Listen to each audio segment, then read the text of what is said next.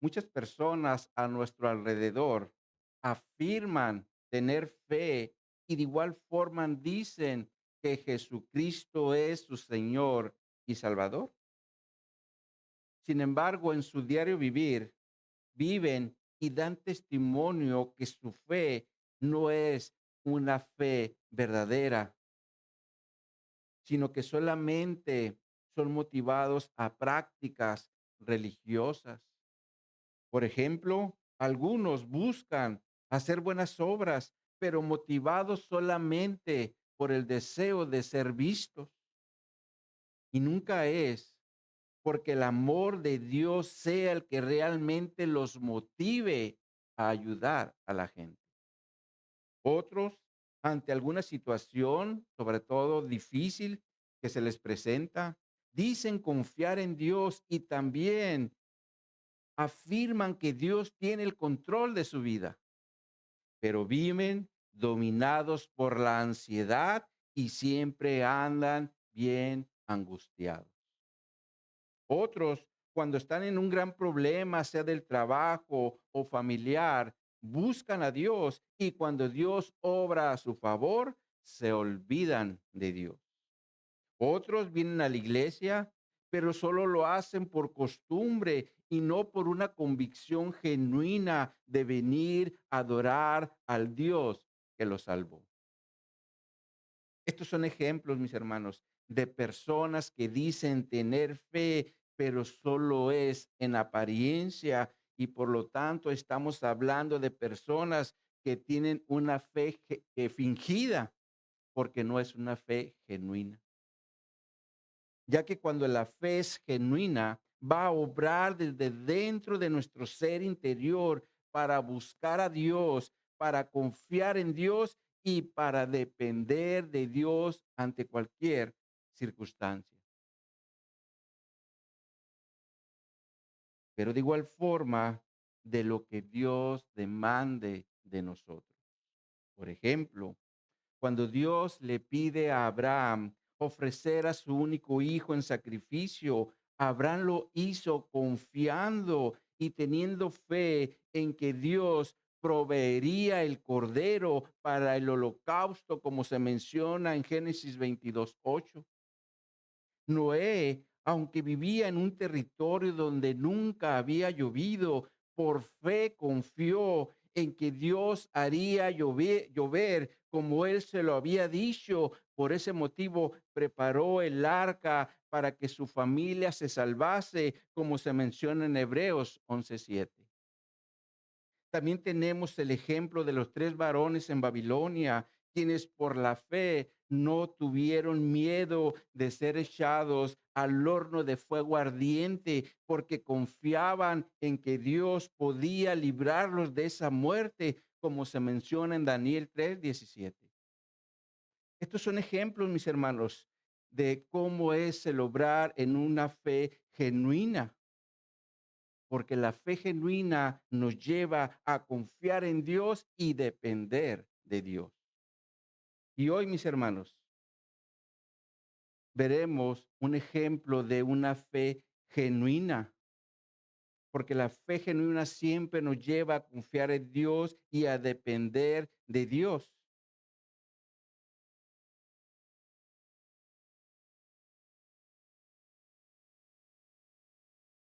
Y sobre todo, mis hermanos, cuando se presentan situaciones de enfermedades, como por ejemplo,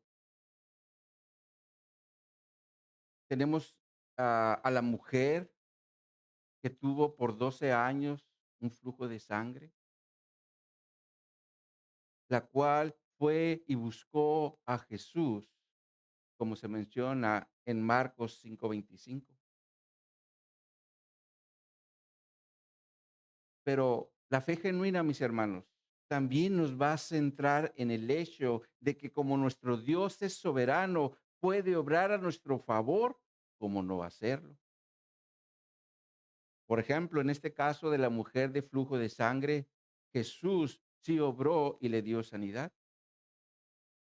Pero en el caso del apóstol Pablo no fue así, Cuando Pablo le pide al Señor que le quite el aguijón de su carne, el cual era como un mensajero de Satanás que lo abofeteaba, como se menciona en 2 Corintios 12:7. Es claro que Dios en su soberanía en ocasiones va a obrar a nuestro favor, pero en otras no. Y esto es porque Dios permite situaciones en nuestra vida con propósitos, aunque muchas veces no lo veamos así. Y al punto que quiero llegar es que la fe tiene dos caras como en una moneda, porque por un lado está la fe que es falsa y por el otro lado está fe que es genuina y verdadera, porque la fe falsa no busca la voluntad de Dios, pero la que es verdadera busca a Dios y estar siempre en dependencia de Él y de sus mandamientos.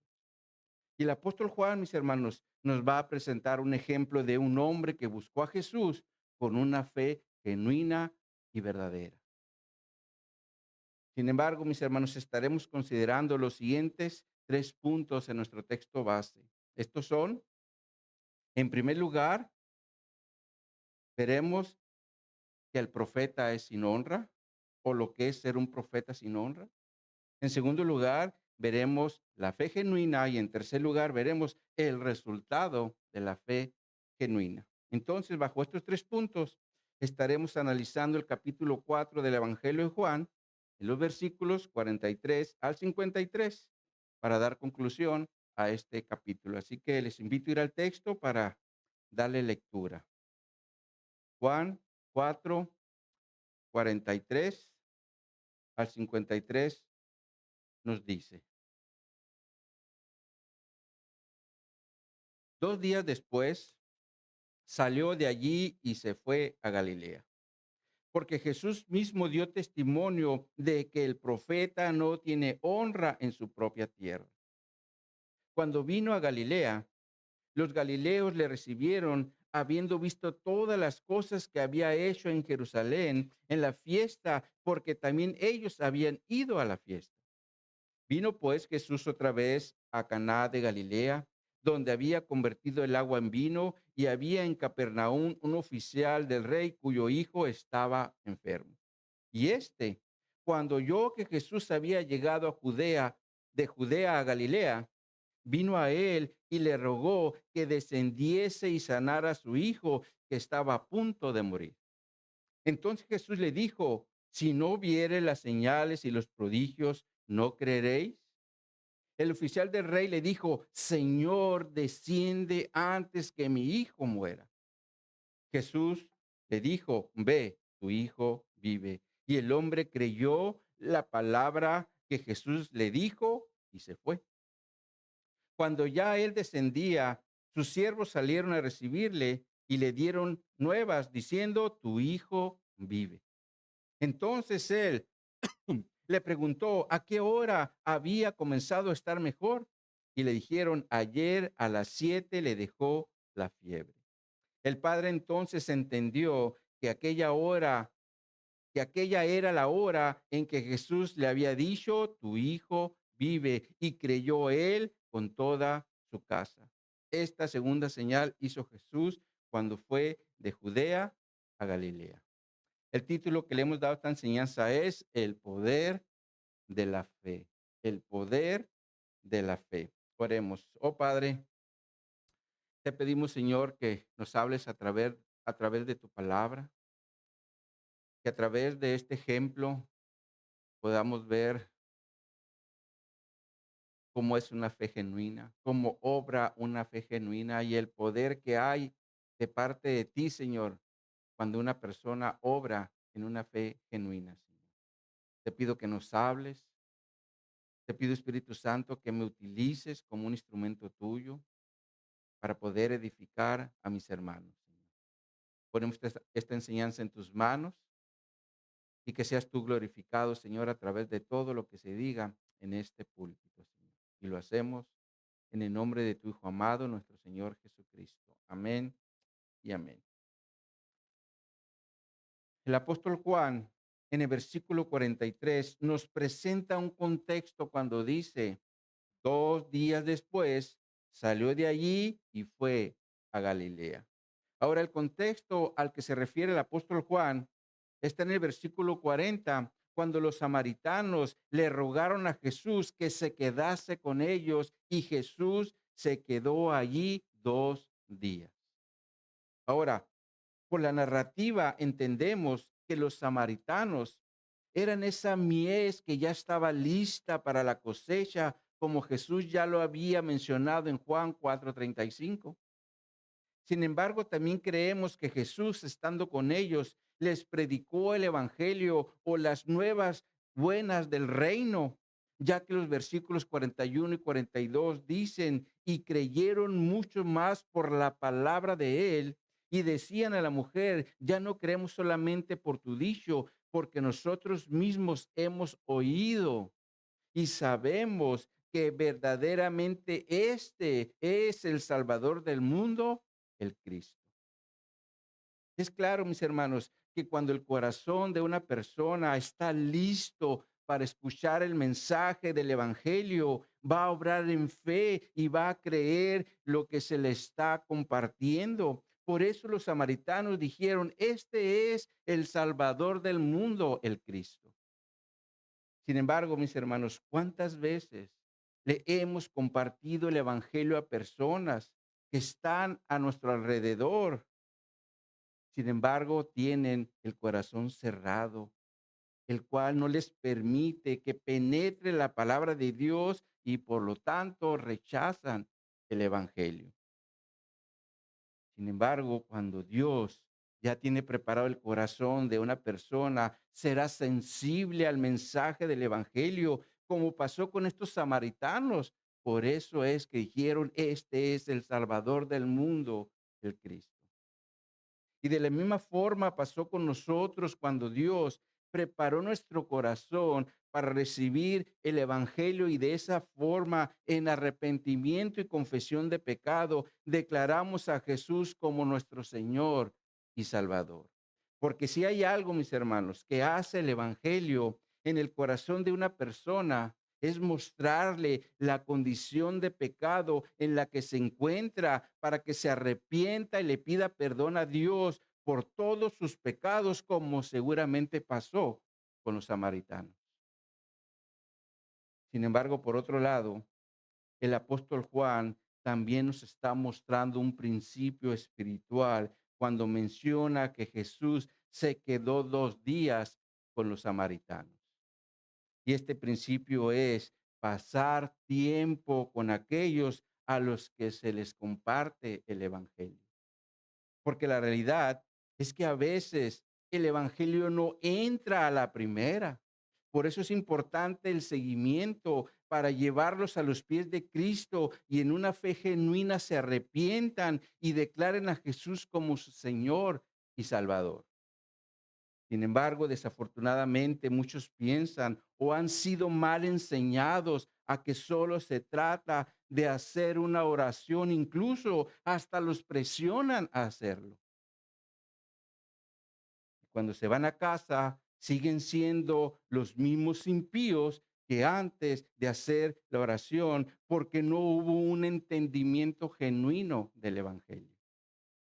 Por eso Jesús le dejó a sus discípulos y por extensión a nosotros, su iglesia, el discipulado, como se menciona en Mateo capítulo 28, en los versículos 18 al 20, los cuales nosotros conocemos como la gran comisión. En el versículo 19, el Señor dice, id y hacer discípulos. Y después en el 20 dice, enseñándoles que guarden todas las cosas que os he mandado. Ahora, si una persona, cuando le compartimos el Evangelio, confiesa a Jesús como su Señor y Salvador por la obra que ya hizo el Espíritu Santo en su vida, dándole convicción de pecado, pues gloria a Dios. Como pasó con el eunuco, cuando por la voluntad propia o por cuando por voluntad propia, él le dijo a Felipe, ¿qué me impide que me bautice? Como se menciona en Hechos 8:36. Ahora, si ustedes observan esta narración, se van a dar cuenta que Felipe nunca le dijo al eunuco, ¿quieres aceptar a Jesús como tu Señor y Salvador? Y tampoco le dijo, hagamos una oración. Pero lo que sí le dijo Felipe fue, si crees de todo corazón, bien puedes. Y el eunuco respondió, creo que Jesucristo es el Hijo de Dios, como se menciona en Hechos 8:37. Sin embargo, aquí es importante considerar el contexto, porque la escritura dice en el versículo 35, entonces Felipe, abriendo su boca y comenzando desde la escritura, le anunció el evangelio de Jesús. Y aquí está la clave, mis hermanos, porque el evangelio es poder de Dios para salvación, como el apóstol Pablo también lo menciona en Romanos 1:16. Ahora, ciertamente Dios, en este caso del eunuco, obró de una forma soberana porque entendió a la primera el evangelio. Y como lo entendió, supo que era importante el bautismo. Por eso él mismo dijo, ¿qué me impide ser bautizado? Pero la realidad, mis hermanos, es que muchas veces no es así. Por eso es importante el seguimiento para que las personas sean expuestas a la palabra de Dios y nazcan de nuevo por la obra del Espíritu Santo. Y también de esa forma se integren a una iglesia local para que continúen con su crecimiento espiritual, porque el camino del Evangelio es de toda la vida, viviendo en unidad con la iglesia, es decir, con nuestros hermanos en Cristo. Porque Dios, mis hermanos, no quiere llaneros solitarios. Por eso estableció su iglesia y también nos dio la instrucción de no dejar de congregar, como se menciona en Hebreos 10:25. Y por eso, o por ese motivo, es que el día de hoy estamos aquí. Entonces, mis hermanos, sigamos compartiendo el Evangelio, pero también dándole seguimientos hasta que la voluntad de Dios obre en sus vidas por medio de la palabra que les exponemos y se conviertan y después se puedan integrar a una iglesia local. Ahora, retomando el texto base, el apóstol Juan nos dice que Jesús, después de estar 2 días con los samaritanos, salió de allí y se fue a Galilea. Sin embargo, en el versículo 44, el apóstol Juan introduce un proverbio cuando dice, porque Jesús mismo dio testimonio de que el profeta no tiene honra en su propia tierra. Ahora, para entender este proverbio, necesitamos primeramente tener presente un contexto bíblico. Porque cuando el apóstol Juan está escribiendo este evangelio, los sinópticos ya circulaban en las iglesias del primer siglo, donde se habla con más detalle de este proverbio, el cual, mis hermanos, es un proverbio de rechazo. Veamos cómo lo presenta Mateo en su evangelio en el capítulo 13, en los versículos 53 al 58. Los invito a verlo en su Biblia. Mateo 13, versículos 53 en adelante, nos dice, aconteció que cuando terminó Jesús estas parábolas, se fue de allí y venido a su tierra, les enseñaba en la sinagoga de ellos, de tal manera que se maravillaban y decían, ¿de dónde tiene esta sabiduría y estos milagros? ¿No es este el hijo del carpintero? ¿No se llama su madre María y sus hermanos Jacobo, José, Simón y Judas?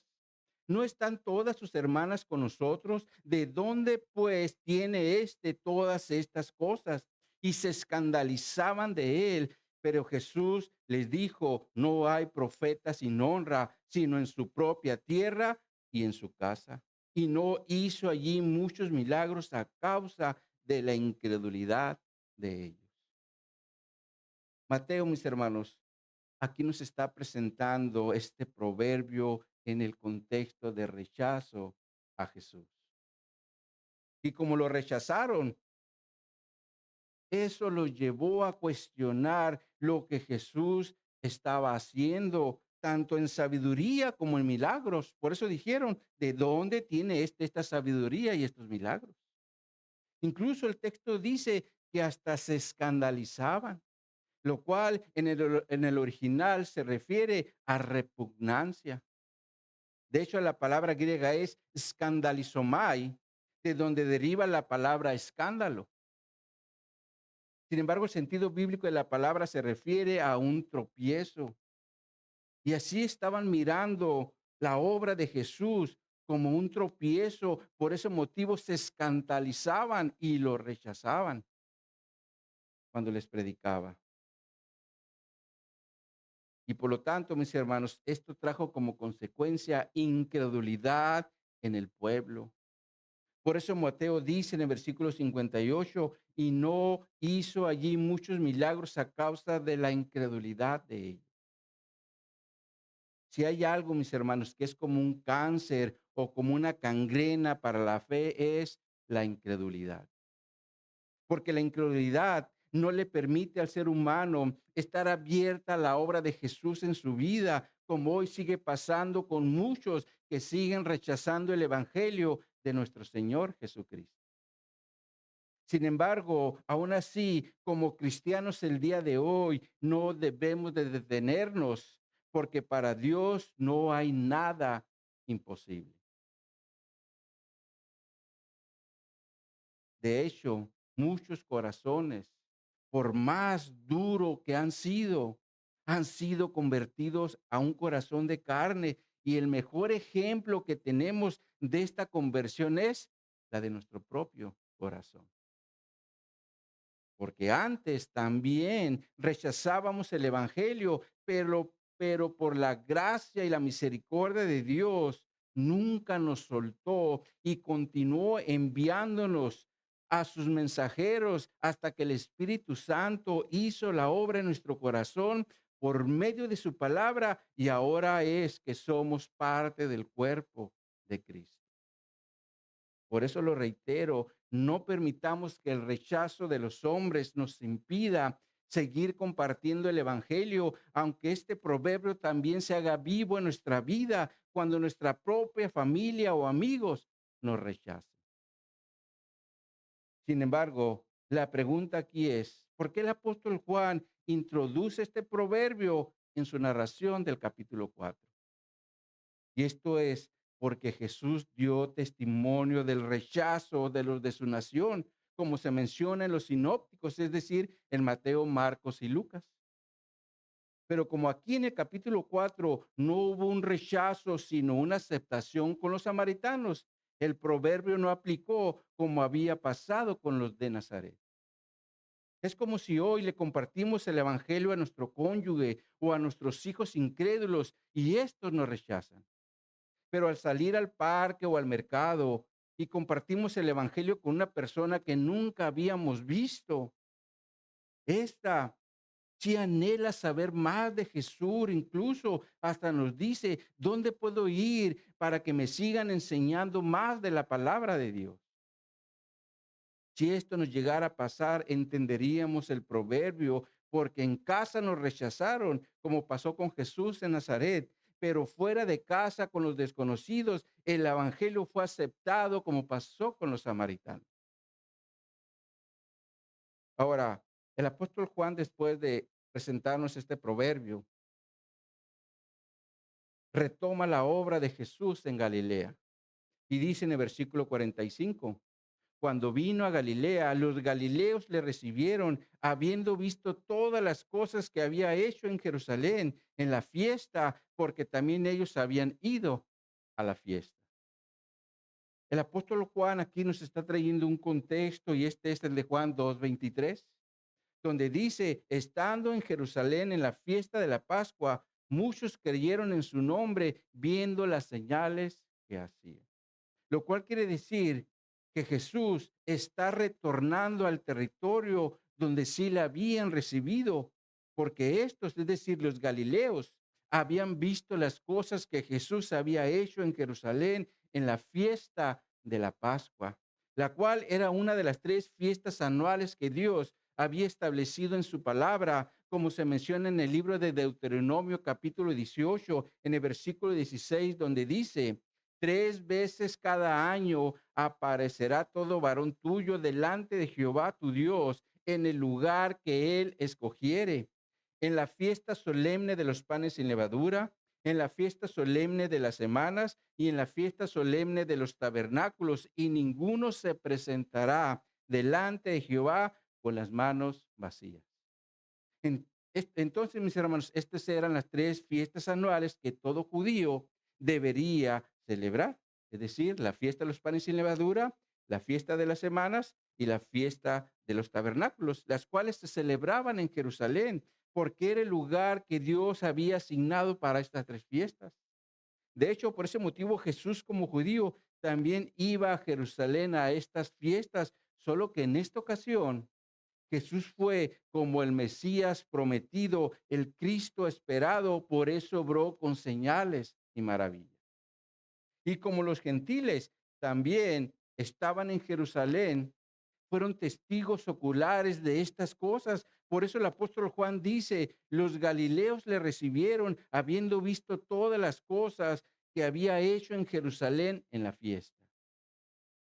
Sin embargo, mis hermanos, el apóstol Juan especifica el lugar de Galilea donde Jesús ahora se dirige después de salir de Samaria, como se menciona en el versículo 46, donde nos dice: vino pues Jesús otra vez a Caná de Galilea, donde había convertido el agua en vino, y había en Capernaum un oficial del rey cuyo hijo estaba enfermo. Ahora, aquí es importante tener presente que en Galilea había al menos 4 ciudades, las cuales se consideraban como las más importantes. Estas eran Nazaret, Capernaum, Séforis y Tiberiades. Tiberiades. Sin embargo, en estas ciudades, aunque la mayoría eran habitantes judíos, también había gentiles. Unos eran griegos, otros eran fenicios, otros eran sirios y también había romanos. De hecho, cuando el profeta Isaías está profetizando como 700 años atrás del nacimiento de Jesús, menciona a Galilea como de los gentiles en Isaías 9:1, donde dice: mas no habrá siempre oscuridad para la que está ahora en angustia, tal como la aflicción que le vino en el tiempo que livianamente tocaron la primera vez a la tierra de Zabulón y a la tierra de Neftalí, pues al final llegará de gloria al camino del mar, de aquel lado del Jordán, en Galilea de los gentiles. Por eso Mateo también hace referencia a esta región como de los gentiles en Mateo 4, versículos 12 al 15, cuando Jesús oyó que Juan el Bautista ya estaba preso, y dice la escritura que dejando Nazaret habitó en Capernaum para que se cumpliese lo dicho por el profeta Isaías. Entonces es claro que Galilea era una región compuesta por judíos y gentiles. Y les voy a poner un mapa en la pantalla. ¿Me ayudas, hermano Arturo? Con un clic allí.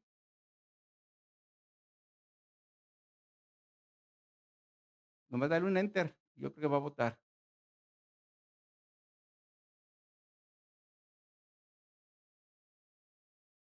Le das un clic en PowerPoint y luego, ahí está. Aquí vemos la región. Acá está Galilea, arriba acá está Nazaret, sí, por acá está Capernaum, ¿verdad? Tiberias, acá está, ¿sí? Entonces, vemos que aquí en Caná fue donde Jesús hizo el milagro de convertir el agua en vino, como el apóstol Juan ya lo había mencionado en el capítulo 2. Y como en esta región de Galilea había gentiles, uno de ellos, siendo oficial del rey, el apóstol Juan dice que tenía un hijo que estaba enfermo, como se menciona en el versículo 46.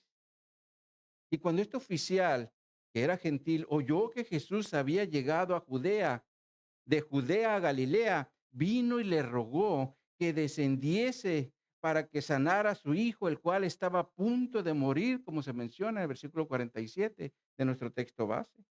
Ahora, la escritura no especifica quién era este oficial del rey, Sin embargo, por el contexto cultural, posiblemente era un funcionario de Herodes Antipas, porque era el gobernador de Galilea y Perea en los tiempos de Jesús.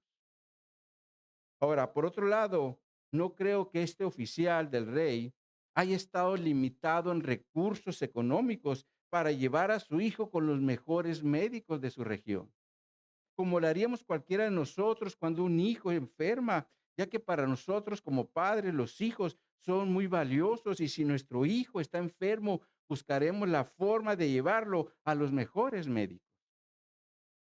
Sin embargo, mis hermanos, habrá casos cuando la medicina es limitada y solo el poder de Dios es el que puede sacar a una persona de un lecho de muerte. En lo personal, supe de una prima, la cual los médicos en la ciudad de Ensenada ya la habían desahuciado. De hecho, le dijeron a su esposo, disfrútala lo que puedas, porque en cualquier momento se va a morir. Sin embargo, mi tía, quien también es cristiana, nos testificó que un día estuvo clamando al Señor por la sanidad de su hija, es decir, de mi prima. Y al siguiente día, cuando llegó al hospital y entró en la habitación donde estaba mi prima, en lugar de encontrarla postrada en la cama, la encontró alabando al Señor. Y esto pasó hace más de 20 años y los médicos ya la habían desahuciado, lo cual nos enseña que el Señor es el que tiene la última palabra porque está por encima de los médicos.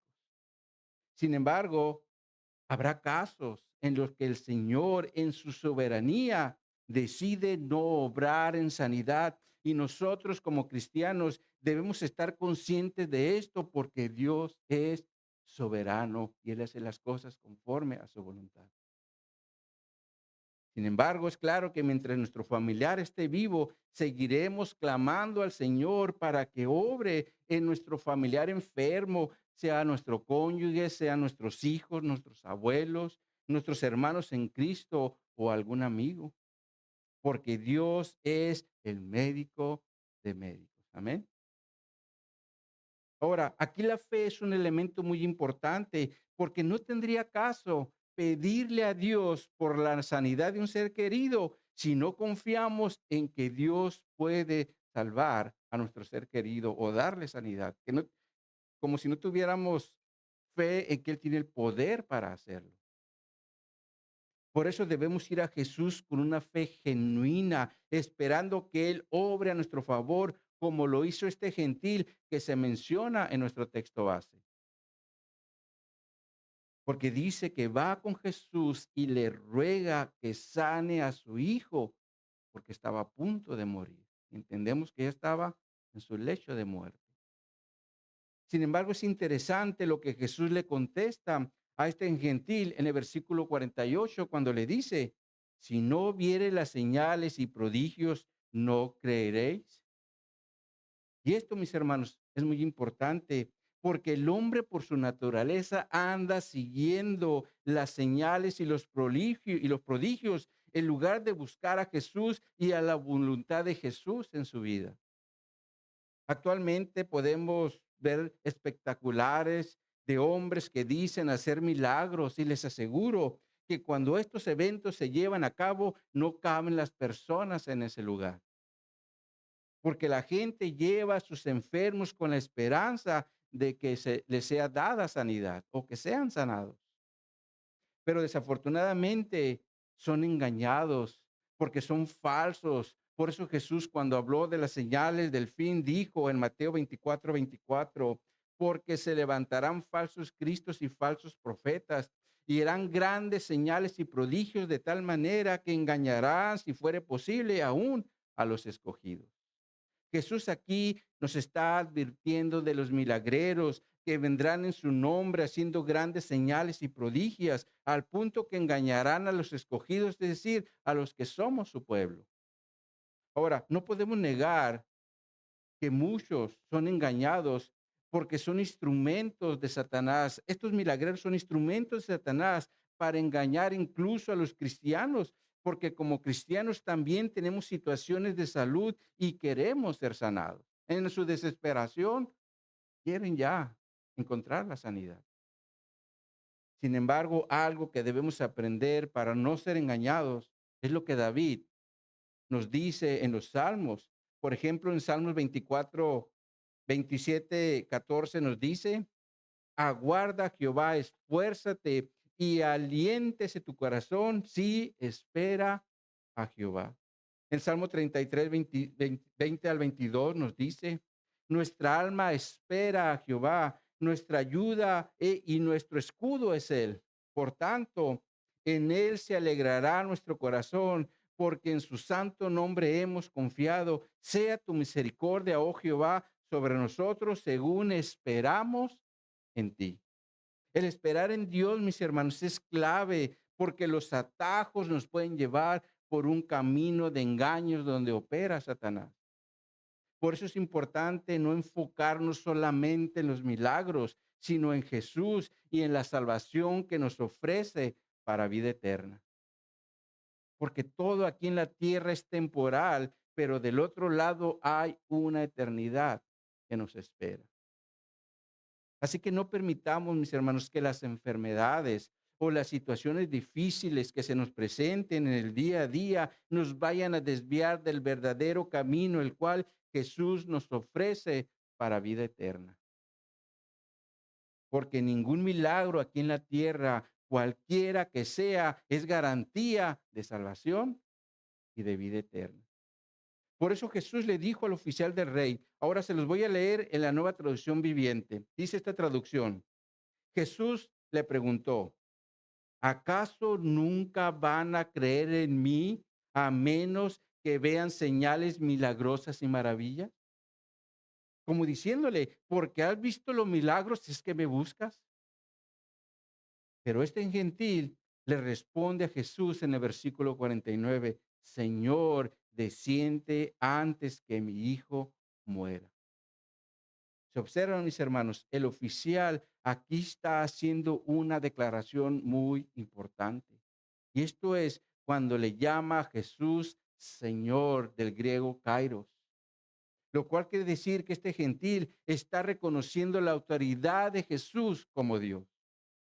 De hecho, esta es la misma palabra griega que el apóstol Pedro utiliza en su primer discurso en Pentecostés, cuando dijo en Hechos 2, 22 al 24: varones israelitas, oíd estas palabras. Jesús Nazareno, varón aprobado por Dios entre vosotros, con las maravillas, prodigios y señales que hizo entre vosotros por medio de él, como vosotros mismos sabéis. A este, entregado por el determinado consejo y anticipado conocimiento de Dios, prendisteis y matasteis por manos de inicuos, crucificándole, al cual Dios levantó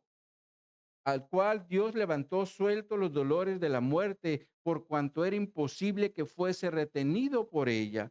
Y en el versículos 32 y 33 dice: a este Jesús resucitó Dios, del cual todos nosotros somos testigos. Así que, exaltado por la diestra de Dios y habiendo recibido del Padre la promesa del Espíritu Santo, ha derramado esto que vosotros veis y oís. Porque David no subió a los cielos, pero él mismo dice: dijo el Señor a mi Señor, siéntate a mi diestra hasta que ponga tus enemigos por estrado de tus pies. Sepa pues ciertísimamente toda la casa de Israel que este Jesús, a quien vosotros crucificasteis, Dios le ha hecho Señor, y aquí está la palabra Kairos, le ha hecho Señor y Cristo.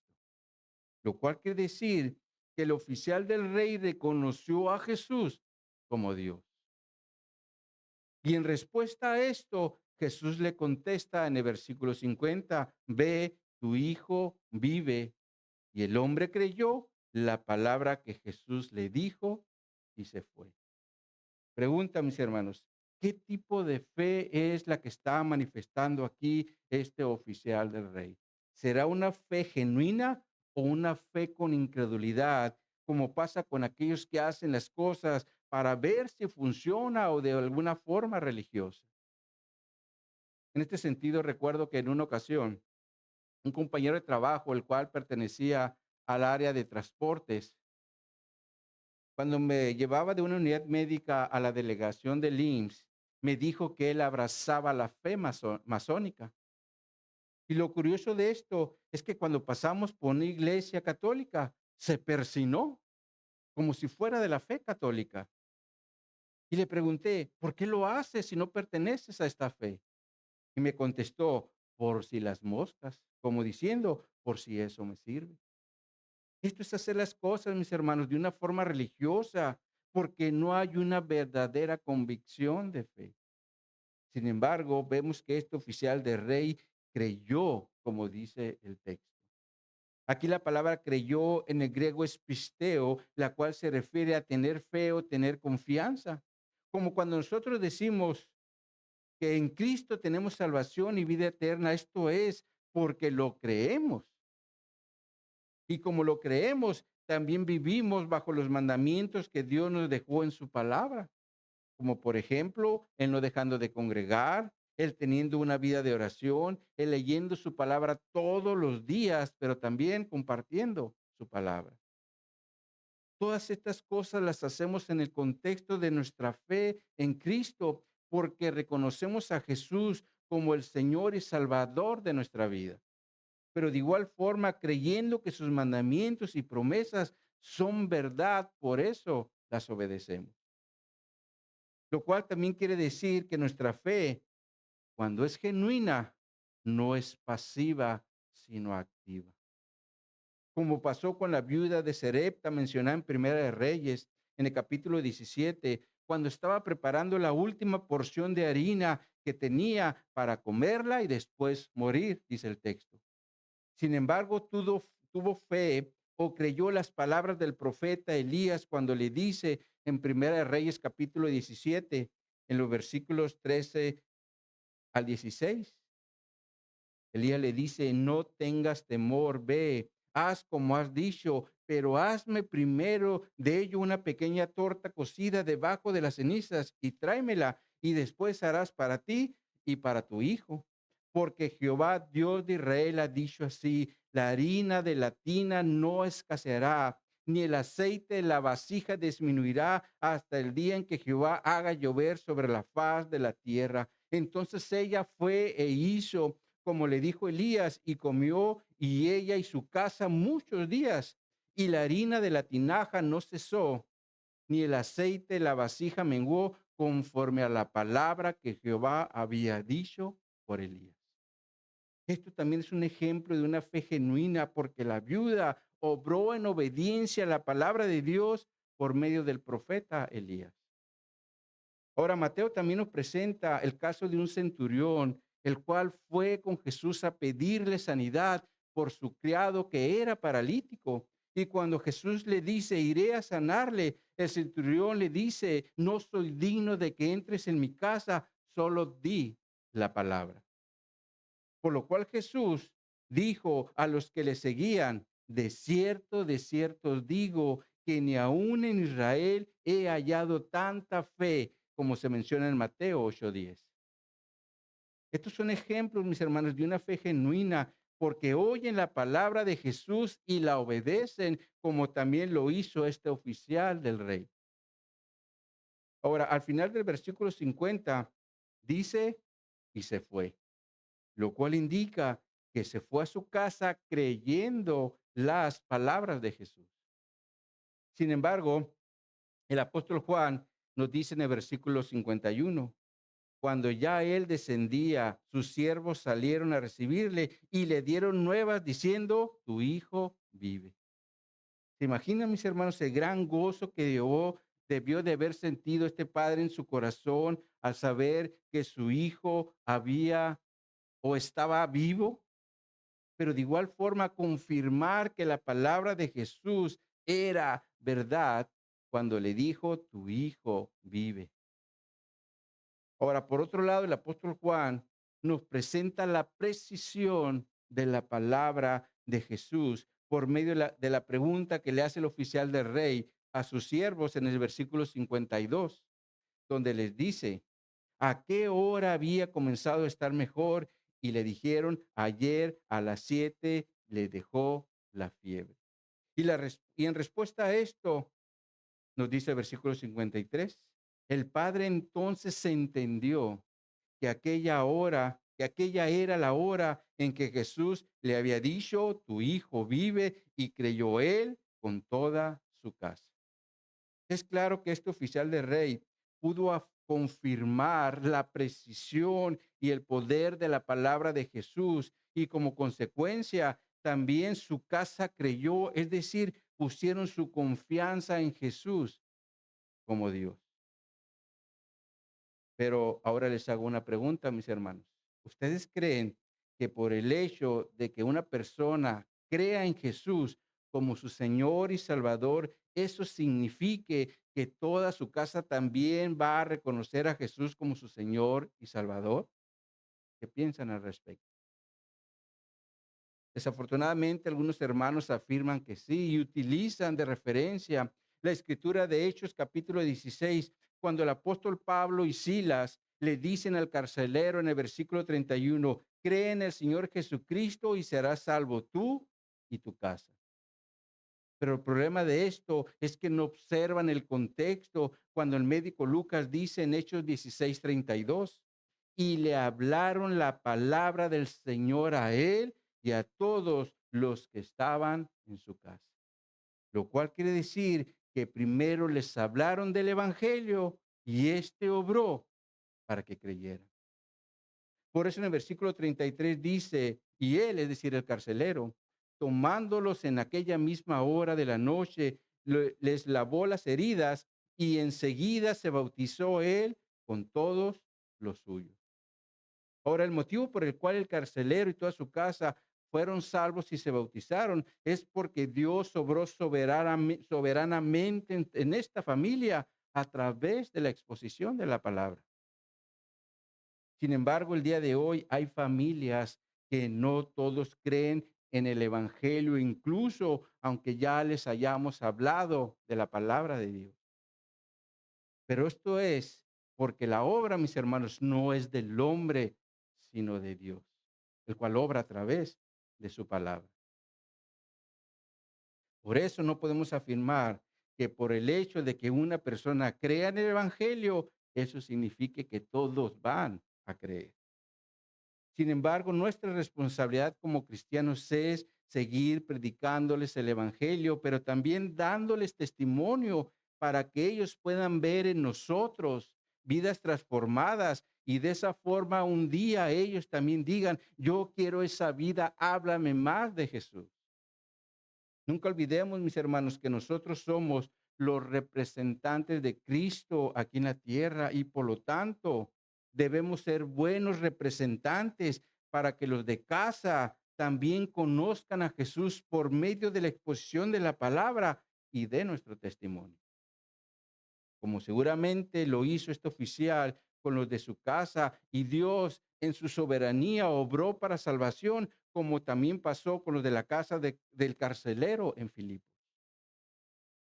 Ahora el apóstol Juan termina este capítulo 4 diciendo en el versículo 54, esta segunda señal hizo Jesús cuando fue de Judea a Galilea.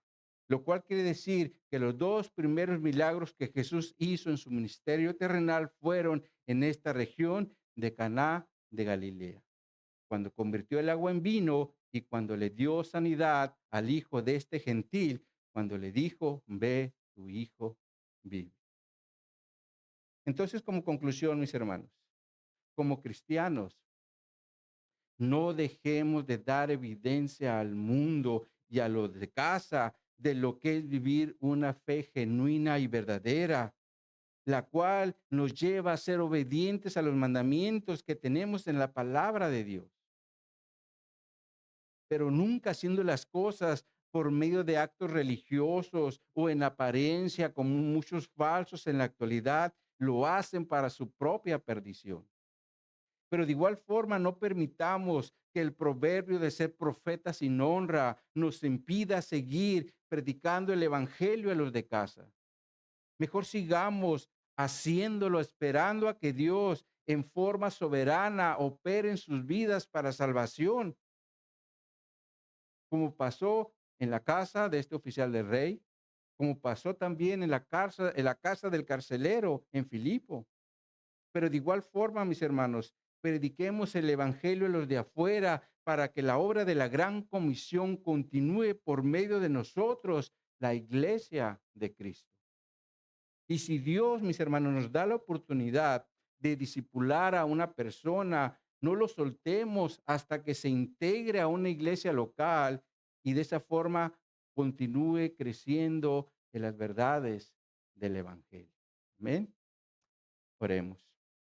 Oh, mi Dios, te damos gracias por tu palabra, por este ejemplo que nos has dado de este hombre siendo gentil, que reconoció a Jesús como Dios, que pudo comprender que estaba delante del Dios hecho carne y que a través de esa fe y al compartirla con los de su casa, tú obraste de una forma soberana.